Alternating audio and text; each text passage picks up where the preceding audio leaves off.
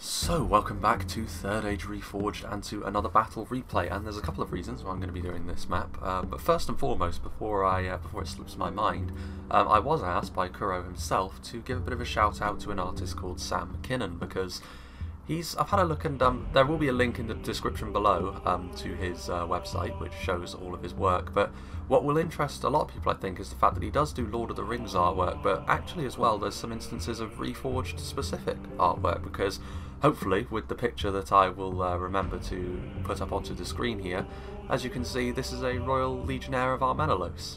So that's pretty neat, actually. It's nice to see some artwork like that come out from someone sort of depicting some of the dev's work, because I dare say that the Royal Legion of Armenelos is a very fine looking unit, so I can definitely see why an artist would want to draw one.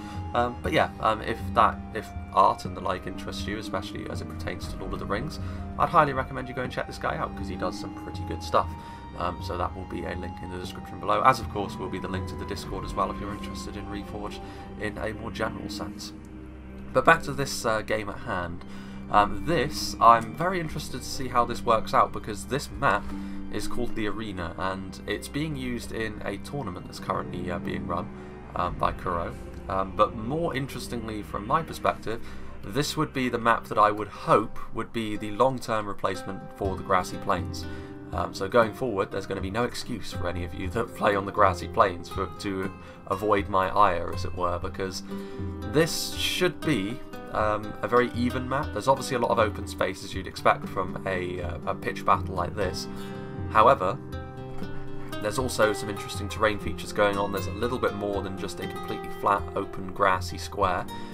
So it offers pretty much everything you would want from an even map like this, as it was designed to be, because it was obviously designed for use in a tournament. But it's more interesting than the Grassy Plain. So hopefully this will be the replacement for the Grassy Plain going forward, that's adopted by the community. I can only hope. There is also actually a pretty similar thing going on in Silmarillion, where there's sort of a revamped version of the Grassy Plain, which is not dissimilar to this, albeit it's, rather than the features being sort of around the outside, the features are kind of in the middle, and then there's sort of flat land around the outside of it. But even so, both of them would be a big improvement over Grassy. But we shall now go through the army compositions. I think this was actually a sort of test battle before the tournament took place to sort of see how the map performed in a 4v4. And it's full of players who we should definitely all recognise. So we'll start off with the blue team. Of course, this isn't a lore-friendly battle because it's designed to be a sort of mechanical test. But it's full of good players, so hopefully we will see a good battle. Starting off with Finrod over here, who's going to be playing as the Realm of Imladris. He's got some Eldarenway archers at the front. Very expensive, of course, but should be pretty good in a skirmish. I mean, they're going up against Lothlorien, so Imladris, as good as their archers can be, then no, they're not going to win in a skirmish fight against Lothlorien. So if you're going to pick some archers, they're going to need to be good if they're going to go toe to toe with the Elves of the Wood. He's got some Eldarenway spearmen just in behind. You can see from the way he's laid out his forces, this is sort of a rear guard to prevent a direct assault from Lothlorien, excuse me. And most of his army is going to be heading towards the middle instead. So 2 units of Eldarenway spearmen, some Eldarenway archers at the front, and he's also got some riders of the Dorwinion in behind here as well. So very resilient horse archers that are also pretty good in melee with other cavalry as well, which should actually stand them in pretty good stead against Lothlorien, because their cavalry is sort of based around similar things. So you don't really need to invest a huge amount into your cavalry against Lothlorien, generally speaking, especially when it comes to horse archers, because you can be a little bit more mobile. The rest of his army, however, which is going to be heading towards the middle to assist his allies, he's got some Gwythi Arthand, a hugely resilient spear unit. We've got some upgraded swords of Rivendell with some Eldarenway swordmasters in there as well. Looks like he has gone for a decent amount of the swords of Rivendell, which I don't disagree with. If he's going to send over a fairly numerically heavy force for the elves into the middle, it will help to have those units padding things out. He's got some Eldarenway lancers, and of course he's got the Gwythi Rockdoor. On a more open map like this, knights are going to become ever more difficult to turn down in your roster, I would suggest. So even though we're not on Grassy Plain anymore, a unit of knights like that is still going to be very, very useful, I would think. His ally that he's going to be reinforcing is going to be Celtic, who's going to be playing as Isengard, they do very well when they're in the middle, I think, of these armies, because their phalanx and their ability to sort of be that solid brick in the middle of a team is pretty decent, mainly because of this core of infantry and pikes that they can bring. It's very difficult to break down from the front, and you have to try and sort of shift around it if you can, which of course can be easier said than done when Imladris is coming to the aid of Isengard. Dunlending clansmen from the front, so obviously very cheap, decent bonus against cavalry as well, even more so than units of this type normally get, so they're going to be sort of carpeted on the front line to prevent any sort of frontal charges, although I think with pikes there, it's very rare you'll see a player charge right into the front of Isengard. That's actually the next army. Another unit of really heavy spears as well in the Guards of Orthanc. They're not quite on the same level as the Gwaith Arthand, of course, but they're not half bad for what they offer.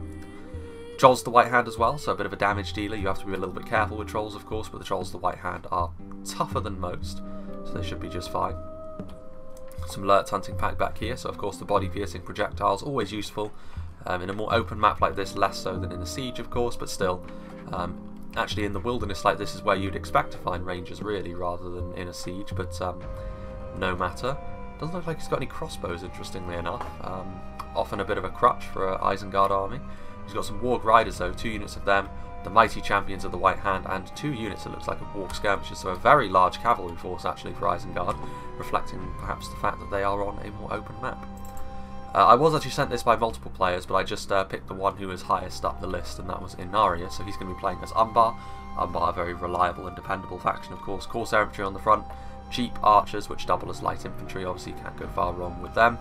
Belagaya footmen, one of the cheaper units in their roster as well. And just in behind there, we also have some Warlords of Umbar, so yet another unit of Lance Knights to give even more mobility on the field. Of course, our Blackguards and Naaru Sentinels as well. Got some Balakith marksmen here in this little gap. Obviously, Umbar do fantastically well in a skirmish fight, albeit they're without the armour upgrade this time, so they won't be maybe as dominant as we would expect them to be. Castamir's Rangers hidden up on this little hillock. We've got some more Balakith marksmen, some Corsair fencers skulking in the shadows. More Corsair infantry. Got the Alcarondas Legion making up the centre of the army with a single unit of shield bearers as well. Obviously they're not quite as tough in terms of stats as the Alcarondas Legion, but they do have a bit of AP, which could potentially be useful against some of their opponents, and of course a little bit of extra in the Alcarondas Faithful as well. So obviously a unit of melee knights there. And then we have the Realm of Mirkwood played by Coda. He has got some Woodland Realm Patrol who, interestingly enough, have sort of put their stakes facing inwards. I wonder what the thinking behind that was. Maybe it was if his position was overwhelmed, the cavalry could not wrap up and around and charge into the side of Umbar quite so easily. Interesting geometry on those stakes then. Hiriauth here at the back. He's got some Sindar of the Girdle, which previous to 0.97.1 these guys were incredible. They're still very, very strong, but they're not quite as ridiculous as they used to be. Some Woodland Protectors, so some Javelins there. The Ents, of course, which this is really a tool which the other elves do not have access to. It really does set Mirkwood apart a little bit. That sort of juggernaut that you can put in the middle of their lines, in addition to all of their fine infantry. Blades of Emondwyr, and at the front we've got some Hiri Ek, as well as probably some more hidden units as well, I would suggest. Like the Wardens of Amallenk and the Woodland Realm Patrol are their Elders of the Elven King, actually. But yeah, I mean, yeah, I think that pretty much accounts for all of the funds that Mirkwood would have. Across from him, we have Mevin, who's going to be playing as Rhun. Interesting matchup with Mirkwood, not the best matchup for Rhun, but not the worst either. Variag Mercenaries are a good choice though, because if you're going to be going up against a faction which definitely outranks you in terms of archer power, the Variag Mercenaries with their shields will at least do a better job of absorbing the ammunition than the Naarim. We have some upgraded Eastron Clansmen and some Gamprim. A Phalanx unit is not actually the worst decision against Mirkwood, because if you do get them into melee, they are very effective, but getting them into melee is the main problem, of course, with all of Mirkwood's very nasty archers. Up here on the flank, some Scion Rim, as well as some Innas Rim. So the Innas Rim, of course, benefit from having a shield now, but also the fact that the morale for them has been increased, so they're a little bit more likely to stick around for a longer period of time. And the Dragon's Wrath Warlords and Carmel's Dragon Knights as well, so the Knights and the multiple HP Lancers. A lot of money dumped into those cavalrymen, however. Flag Rim, pretty decent unit of line infantry when it comes to that armour piercing, and some Scion Rim. So interesting, obviously a lot of cavalry, so maybe Coda's stakes will come in very handy there. Then, moving along, we have FFA Muffins, who's going to be playing as Angmar, traditionally a faction that's very good when they take the very aggressive tack. Maybe not so much against Umbar though, because Umbar can definitely withstand it. Got some Halberds on the front line, so they're just going to be hanging out, acting as a bit of a screen initially. A Ballista and a Catapult, so artillery heavy from Angmar, which is maybe not all that common. Trolls of Angmar. At the back we've got some Guardians of Khan Doom and some Witch Realm Pikemen. in a nice blob there, and also the Hammer Guard hidden in amongst them. I'd imagine in behind here there's a lot of hidden units, maybe a lot of low-tier Goblin Trackers and Archers, maybe some Snaga as well. So that would suggest a more numbers-focused army for Angmar than we're traditionally used to seeing, perhaps. Then we have Sin of the Dark Cloud, who is not playing as Numenor, which surprises me. He's going to be playing as Dorwinion instead. Now, Dorwinion, pretty much the mirror opposite to Angmar in many ways. They don't do so well on when they take a very aggressive tack.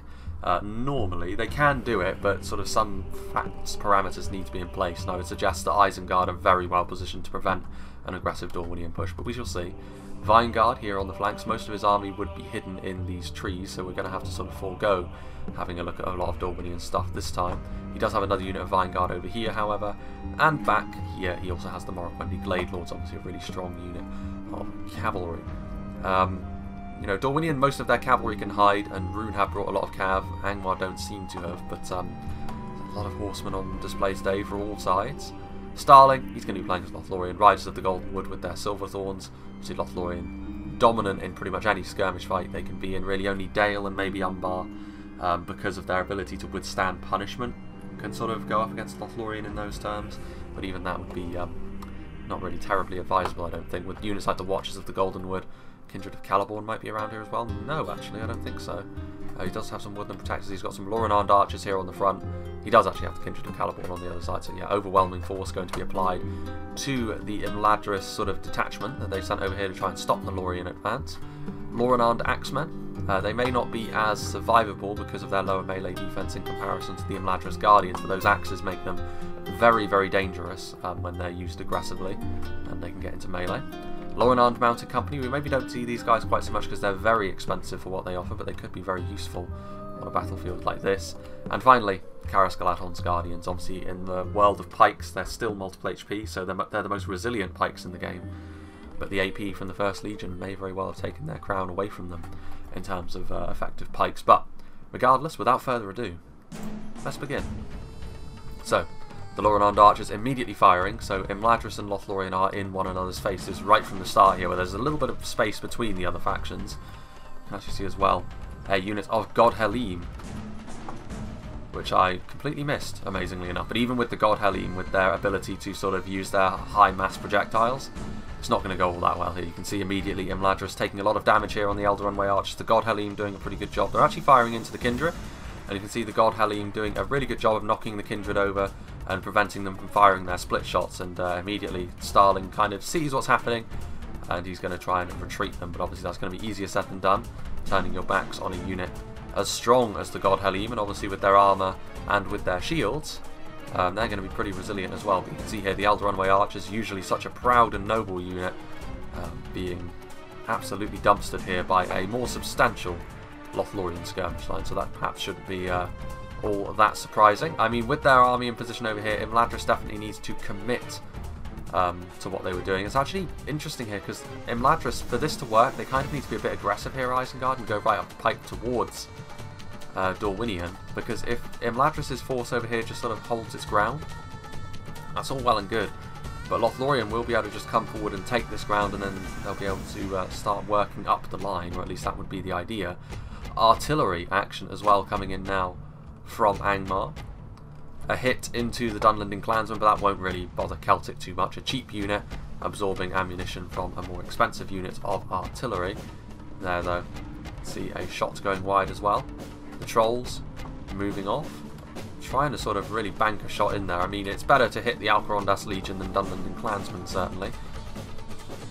But so far, neither side is really too eager to overcommit in any theatre of war. Riders of the Golden Wood and Watchers of the Golden Wood pushing in over here, sort of preventing Imladris from coming around that corner, because those Swords of Rivendell would definitely find themselves getting cut to pieces by the Golden Wood units very, very quickly. Might also be worthwhile going after the pikes, actually, because you would be able to knock over their shield support with the Silverthorn arrows. And that may be what's happening over here. Rhun slowly shifting forwards, as are Angmar with their Barrow Wights, and then you can hide. Getting very close here. It's very dangerous to be this close when Isengard have got this many wargs. What are they going to go after, I wonder? They are actually going after the Elves, interestingly enough. So they're going to carve into the Swords of Rivendell. I mean, Imladris are definitely the faction in the early game here which have taken the most damage. Because of the way they set up, it has sort of played a little bit into Lothlorien's hands. It's not terminal damage that has been done to them, but I don't think their plan has maybe worked out quite so well as they were hoping. At least I can only imagine Imladris was hoping Isengard would be aggressive, so their support would make more of a difference here in the middle early on. But also in the middle is where the trees are, so there's much more of a hidden presence of units on the field as well. Snaga archers and Barrow-wights shambling their way forwards. It is mainly Isengard, however, sort of tying down the middle here, whereas Angmar and Dorwinion are here for the red team, because Umbar are sort of behind these terrain features, which means they're a little bit more in support, to be honest with you. Rhun not wanting to go over this way, actually, which I think could be a bit of an error, actually. I mean, Mirkwood have sort of pulled back a little bit, and they're sort of also forming a little bit more of a supporting role. So again, both sides being a little bit cautious here early on, not wanting to commit to any significant engagements. You can see actually that Sin of the Dark revealing some of his units as those artillery strikes, you can see. Well, they did actually hit the Lurt's hunting pattern going after this unit of Rangers. An important unit for Isengard to be sure, but I feel as though going for the catapult, I think you should probably be going after blobs rather than trying to whittle down a unit like that. I mean, this ballista is doing a good job though, because, you know, it's slow but sure kills on the Isengard phalanx, which will be very, very useful, because that's where the majority of Isengard's value to their team is. Their phalanx and their anti-cavalry abilities when it comes to their wargs. Lothlorien not wanting to push in too aggressively on this Imladris position so far, which actually does surprise me. There's not a lot of Imladris resistance over here anymore. Slowly pushing forward bit by bit with your archers, and again continuously pushing Imladris back, I think would be the best way. Momentum was seized early on, but not really capitalised on in any way by Lorien. Walk skirmishers getting a few hits from the artillery. I mean, the artillery is getting kills, but it's getting kills very slowly, and its ammunition will give out sooner rather than later, and it won't have paid for itself if this rate of kills continues. Meanwhile, Variag mercenaries taking up position here on the high ground. They're immediately getting hit by the Balakith marksmen. And yeah, I mean, the Balakith marksmen are going to be superior to the Variag mercenaries, but actually the position of the Variag mercenaries is pretty decent here. The terrain will do a decent job at absorbing some of that ammunition, and most of their arrows are actually getting over the hill. So maybe that will tip the scales somewhat in their favour.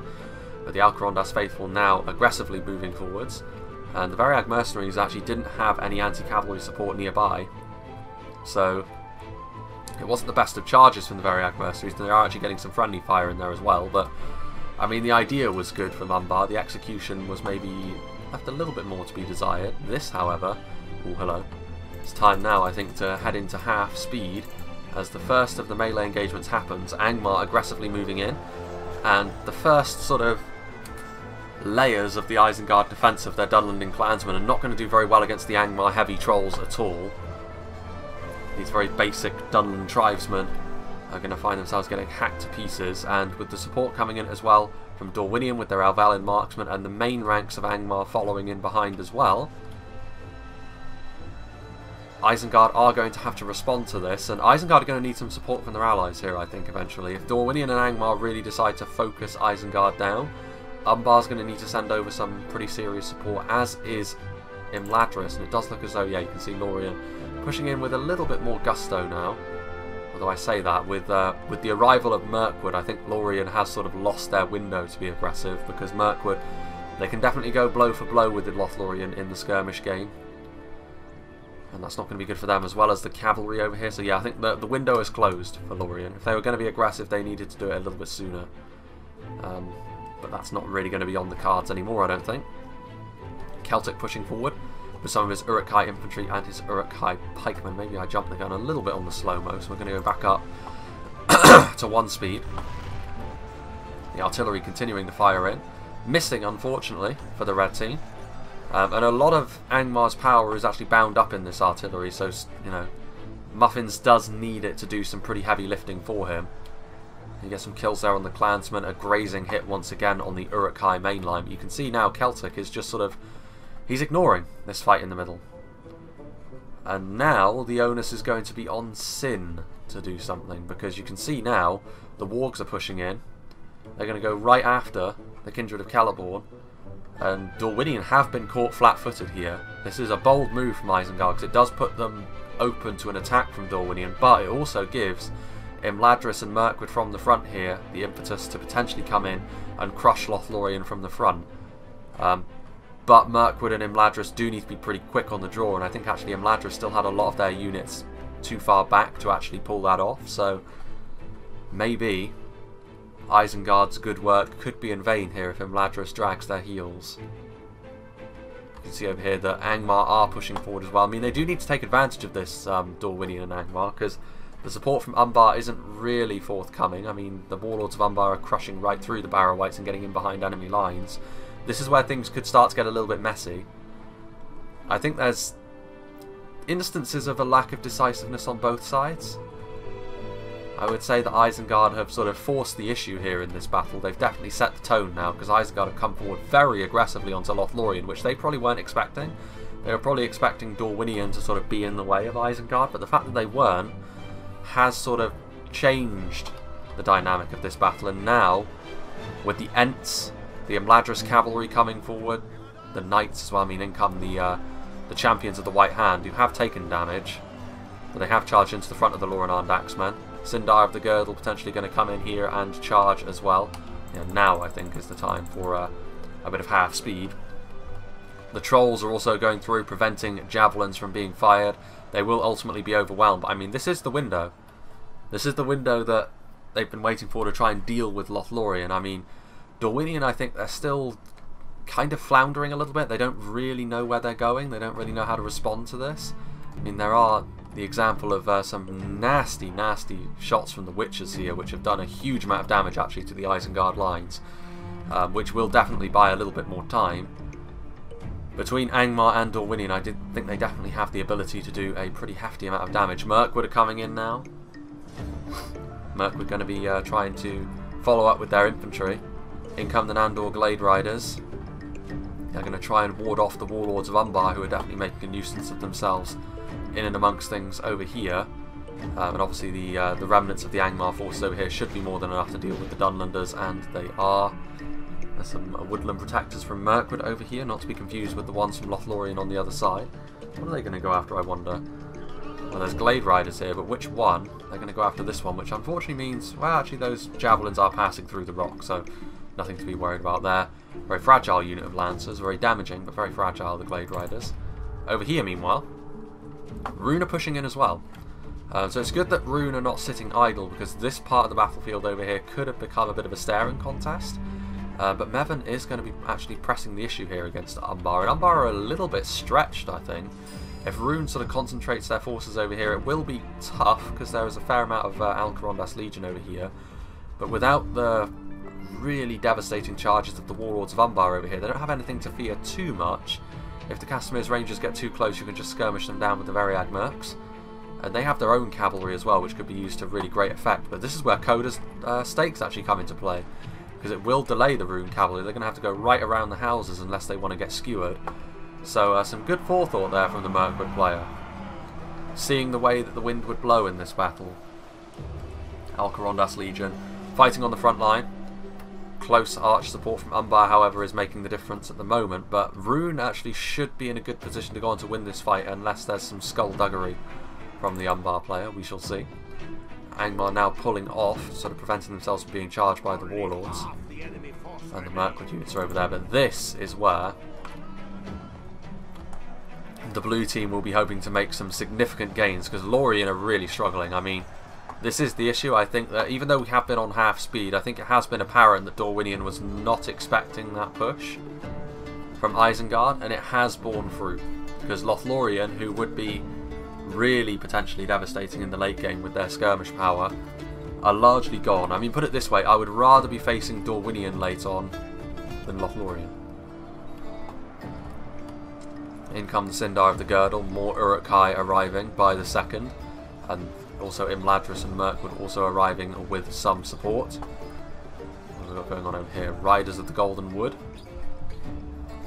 Skirmish ammunition being traded between the factions, but yeah, you can see here Lothlorien continuously just being pushed back. The Ents now in here, so this is actually really good interplay here. Imladris have managed to arrive on the scene as well, which is good to see. And I think the teamwork here between Isengard, Mirkwood and Imladris has been good. The response, while a little bit slow, has not been non-existent from the red team. These Uruk-hai pikes are routing after all. The Witchers, wherever they may be, I haven't really been able to keep track of the Witchers at all. I haven't even seen them in this battle, to be honest with you.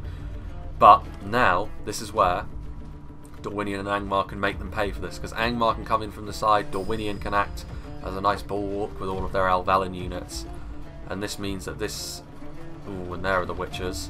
There they are, doing some very nice damage there into the centre of the Isengard and Imladris lines, which are continuously trying to push forward. Cariscaladhorn's Guardians still holding on, and now with the support of the Elves, they should be just fine, to be honest with you.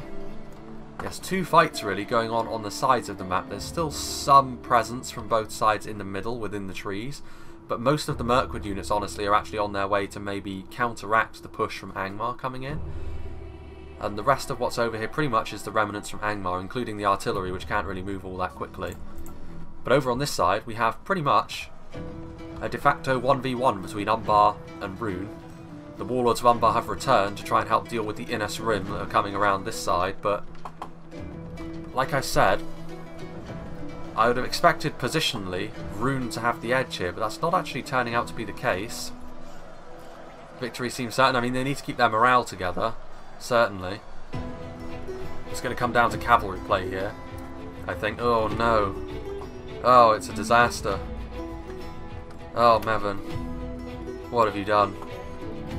What I don't understand is that he managed to notice the first two lines of stakes, but then he just charged right on into the other one. And then what was left was easy pickings for the Alcarondas faithful. And that completely changes the complexion of this fight. With that cavalry, Umbar were in massive trouble. Those two units would have devastated the Umbar backlines. As it is, Umbar will probably go on to win this fight, to be honest with you. There's a lot of pressure coming in from Rhun still, but even if Rhun win this, it'll be a highly Pyrrhic victory where it could have been an overwhelming one.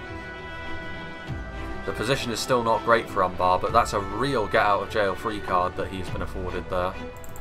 We shall see how that works out. Artillery coming in, javelins, arrows being traded, Sindar of the Girdle charging right into the front of the Keldrin Rune Patrol there. They'll do a lot of damage, but to a very cheap unit, to be honest with you. Witcher-Elm Pikemen turning around. I mean, they are going to have to respond to the forces coming from Mirkwood now. A lot of it is archers, to be fair, so they're just going to be shot in the back rather than charged. Woodland Protectors from Mirkwood are over here. Guardians of Kharn charging into them. The God Helym is still alive, so the Imladris skirmishers, despite taking a bit of a beating early on, they will have the last laugh here because Lothlorien's position has been largely overwhelmed. Lumbermen coming in support of this blob of Angmar heavy metal. What have we got going on up here? Nandor Glade Riders. I mean, I do think this push is now running out of steam, but it has. I mean, Lothlorien really have very little left. Starling's army is in tatters. But at the very least, Dorwinion and Angmar have managed to stop the rot to a certain extent. Over here, meanwhile, Morroquendi Glade Lords trying to help save the Watchers of the Goldenwood, who actually are still pretty healthy, to be honest with you. And the Eldarenway Lancers don't stand a chance against the Glade Lords in close combat. Kindred of Caliborn, only 18 of them remaining, Glade Riders. And now, these Lorien skirmishers do have the ability to shoot into the backs of the Imladris forces that wait over here. Lorien javelins being thrown into the Eldarenway. Good use of them. It's a really chaotic fight though. There's not really clearly defined battle lines. Like, you can see it sort of jagged over here. And actually Dorwinion and Angmar should go on to win that fight. But the real question is, do they have the ability to withstand this sort of secondary assault coming in now from Coda and his Mirkwood host? I mean, there are Angmar halberds and some lower tier Angmar troops over here to try and prevent this sort of advance, but if Coda does commit to this, his higher quality units should be sufficient to win that fight for him. The only thing he'd have to watch out for maybe is the support from the Elvelyn marksmen on the hill, but Woodland Realm Patrol firing in. The Greenwood Watchers could potentially be really damaging as well. Obviously with their nasty throwing daggers, but they're also being focused down, so it's actually Coda's turn to maybe be a little bit slow, a little bit sort of scattered in his approach here. If he'd committed all at once, I think these lower tier Angmar units wouldn't have stood a chance. It would have been risky, but I think this whole battle so far has been defined by risk and the payoff it can offer. Over here, meanwhile, victory seems certain. Yeah, I think because the cavalry support never really came for Rhun, the quality of Umbar is more and more having a deeper impact over here. It's clansmen coming back. The Variag mercenaries have got a nice position to shoot on the hill, but damage is not really their forte, so they're not really going to be able to turn this match around all on their lonesome. The Alcarondas Legion slowly but surely carving their way through the Gamperim and the clansmen that they've been faced with. So I think Umbar will be victorious over here, which will of course mean that the blue team have got the comfort of knowing that they should have a victory over on one of the engagements, which means it's not so pressing they win over here, which is probably for the best actually, because I think with how this fight is going now, the Dorwinion and Angmar rally has been such that the red team may very well go on to win over here, but a lot of that will actually be defined by skirmish play, and that's a little bit more difficult to keep track of course. Elders of the Elven King, devastating unit of archers there. The Lurtz hunting pack also doing their thing. Little pockets of resistance here and there. Swords of Rivendell and Eldarenway sword masses continue to push in, so actually I'm not sure. The blue team's still resurgent in many ways over here. The Riders of the Goldenwood and the Morroquendi Glade Lords, I think now that the onus is on the red team to, I think, be bold, because if they sort of play this by the book for too much longer, I think the deficit they're going to run up is going to be too much to come back from. They need to deal with the Gwaithri Rokdor, or better yet, just ignore them. I think the Glade Lords are the sort of unit you need to get in and around the enemy at this point, start charging in and start really getting some heavy kills done. Because if you don't, I'm not sure how well this is going to go for them. They're winning on the front line here, but I think they need to expedite the process somewhat. There's some Morroquendi Glade Masters over here from Dorwinion and the Elvelen Hammerguard, so the elites from Dorwinion have joined the fray, and they're going to have a nice effect. Some split shot arrows coming in low quantities now because of the damage Lothlorien have taken, but Lothlorien are still here at least. They have their important units at least, all of their elites on display, their pikes, their 2 units of foot archers and their horse archers still alive, still contributing to their team. Eldarenway Spearmen. I mean here, interesting engagement. Both sides seem to think defeat is certain. The pikes I think should come out on top overall in the long run there.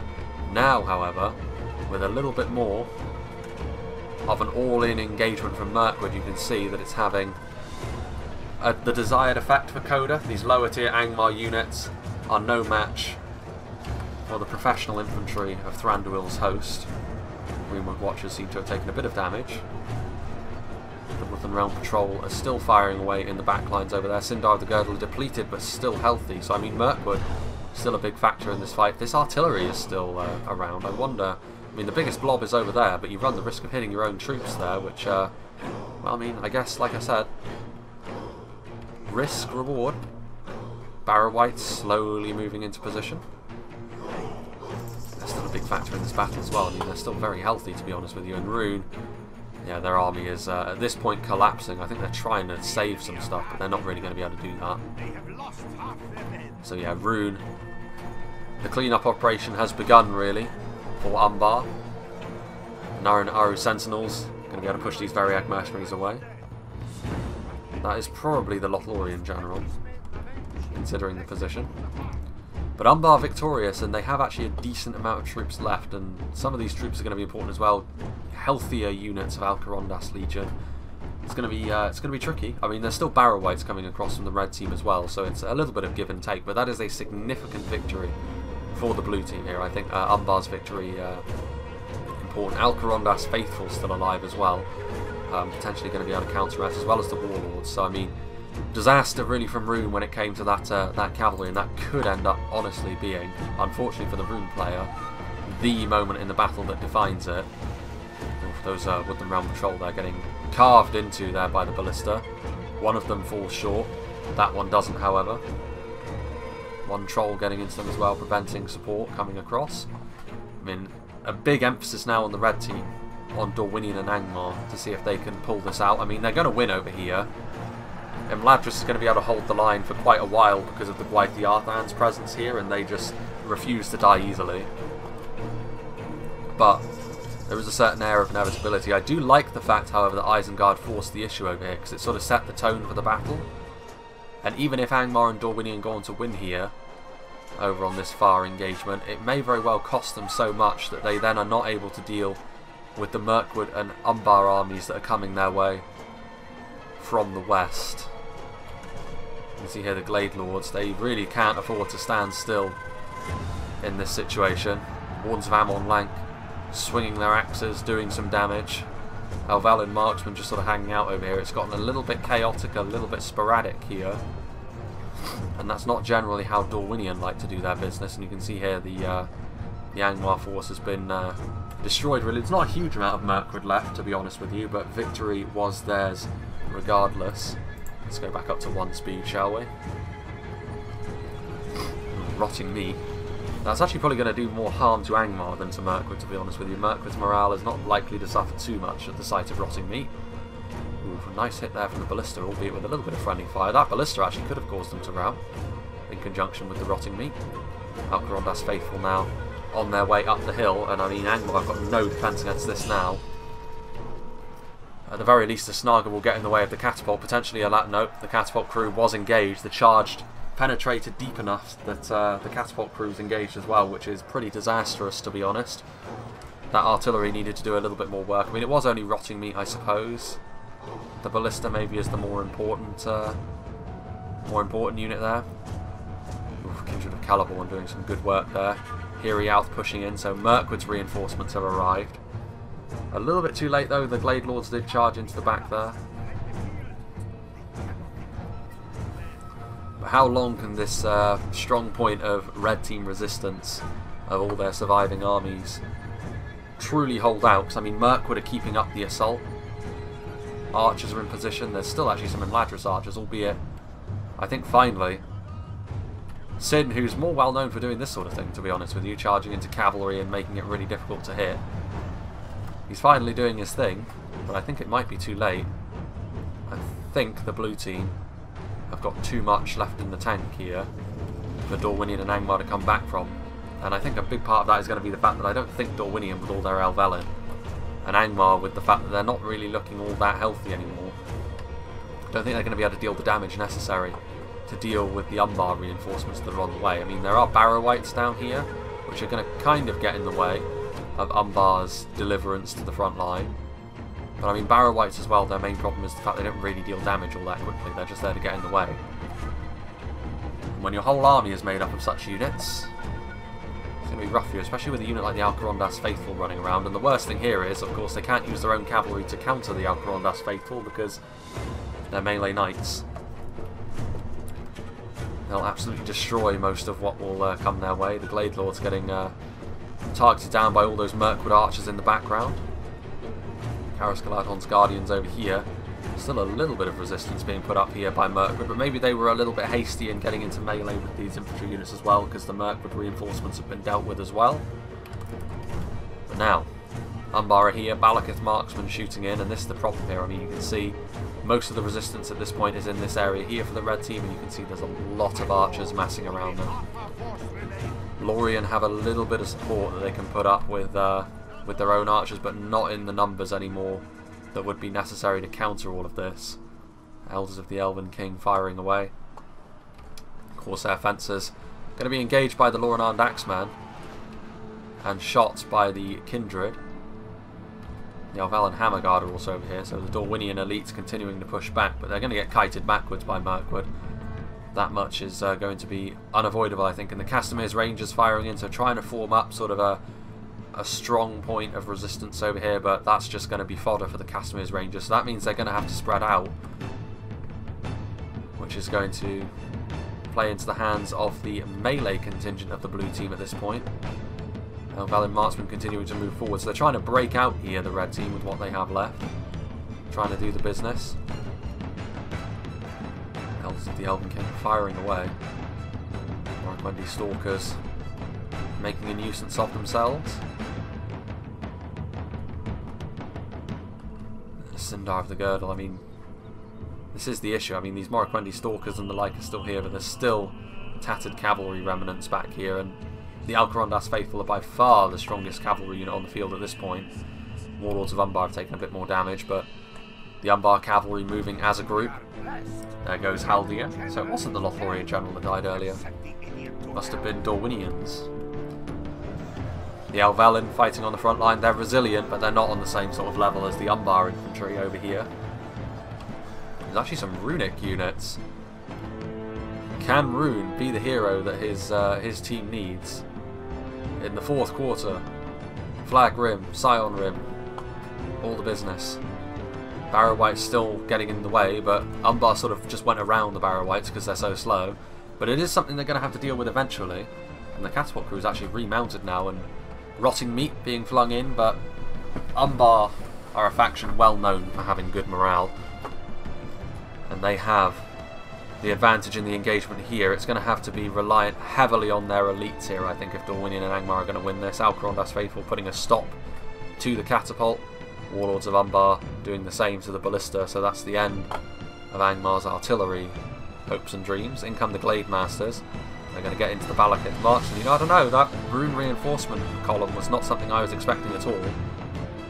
Scion Rim going to be able to get in here against the Blackguards and a very battered unit of Belagaya footmen. Let's not forget as well, there's actually still resistance being put up over here by elite units as well. I mean, Hammerguard's still pretty healthy, I mean, as I expected really.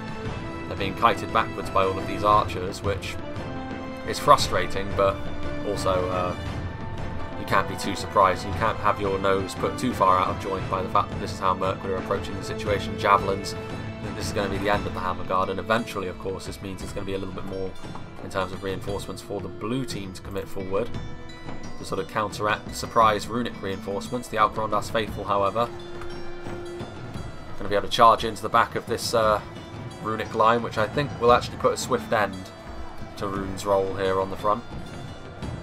They actually backed out of that charge from the against the Eastern Planter, which surprises me a lot actually. In come the Barrow Wights, Gamp Rim moving uphill. They charge in now, but they charge in when the Scion Rim are a little bit more well prepared to deal with them, which is very surprising to say the least. Sentinels, victory seems certain. Balakith Marksmen routing actually. The Morikwendi Glade Masters getting into the back of this infantry line actually could prove to be pretty devastating. It looks as though Dorwinion and Angmar are going to be able to defeat the Umbar reinforcements. Rhun getting into the back lines and making things messy. Definitely being a nice help there for them. But the elites managing to do the business, definitely. The fencers just getting battered by the Hammerguard as well. Well, well, well. I suppose you can never count out Angmar and Dorwinion when it comes to just outlasting an opponent. Hiriek coming into the back lines now. I still think the blue team are probably going to be okay, if only because of all of this over here, which I think they have dealt with the Hammerguard at this point, or at least they will do with the Elder Runaway Spearmen in overwhelming numbers. And yeah, there's some woodland. Oh, there goes a general. That was the Angmar general, I believe. 16 Elves of the Elven King, Elder Runaway Arch. I mean, none of this is especially numerous, but there's some Gwaith the Arthand here. The cavalry from Umbar is still proving to be a massive thorn in the side as well. Yeah, I think the cavalry and the limited reinforcements coming from the corner of the map is going to be too much, but hell of a fight put up in the late game by Dorwinion and Angmar especially. Rhun did contribute in the late game as well with those reinforcements, but they're now gone. The charge is causing them to break. What's left of Dorwinion at this point has also broken off, so it was looking pretty dicey there for a second, but things have stabilised and the blue team managed to hold on to their lead, and they should be in a good position to clean up in this battle. Javelins coming in, scything through the Barrow Wights there. Player has admitted defeat. In come the Woodland Realm Patrol. The Elders of the Elven King. I mean, they will have to kill the Barrow Wights to the last man, because they are a unit which will not rout. Praise the Almighty! Our enemy has lost his stomach to fight. We must push our advantage. Well, I mean, that would have been Dorwinion. Nothing left of Isengard at this point. Mirkwood, Imladris and Umbar all very battered up. But victory will be the blue team's. There goes the Dorwinion general. Yeah, no kidding. Close though. We'll be within 10%. Considering how brutal this battle was, that's no mean feat. And this is why a map like this is so much better than the grassy plain, where the only thing that's important is getting your cavalry in behind enemy lines. On this occasion, terrain played its part. Hidden units, the trees, the hills. Cavalry was still an extremely important factor in this battle, the most important factor I would suggest, but it wasn't the be-all and end-all. And this wouldn't have been anywhere near as interesting if it were on the grassy plains. And the Barrow-wights now being cut down very, very quickly by the united ranks of the blue team. Elves of the Elven King firing in as well. He seems certain.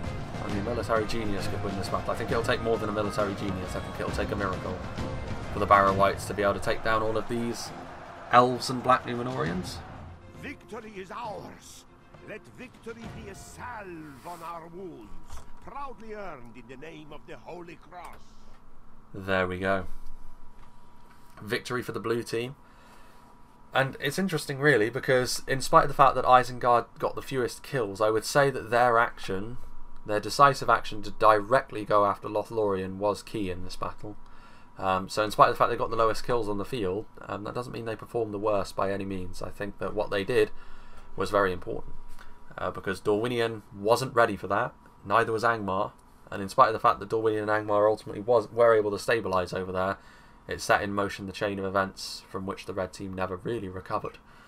Another thing from which the red team never really recovered was Rhun charging their high tier cavalry through the stakes, because if that cavalry had managed to be delivered to the Umbar backlines, Rhun would have won over on that side, and with Rhun coming across with the reinforcements rather than Umbar, that would have flipped the battle on its head really, and I think the red team would have won then, because with Rhun coming across with reinforcements, with how resilient Angmar and Dorwinion were proving to be, the red team probably would have won from there. But again, Coda, I mentioned early on, it was kind of an odd place to put his stakes, and he must have a plan for what he means to do with them.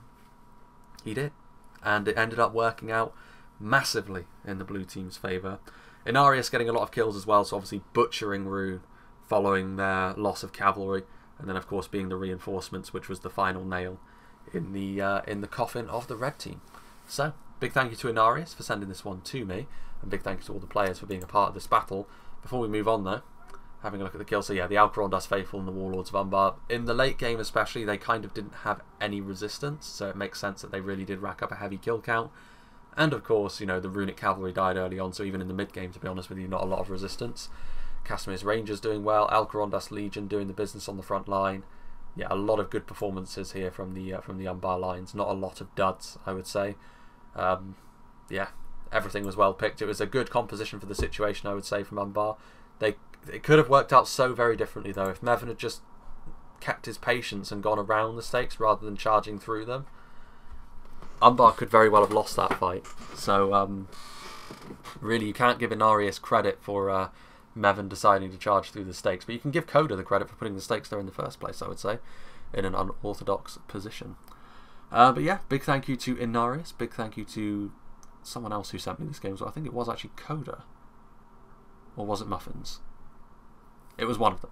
Anyway, regardless, big thank you to anyone who sent me this replay as well. Big thank you to all the players for being a part of a very high quality game. And big thank you to Kuro as well for finally making a map which should make the grassy plain redundant. And yeah, very high quality battle indeed.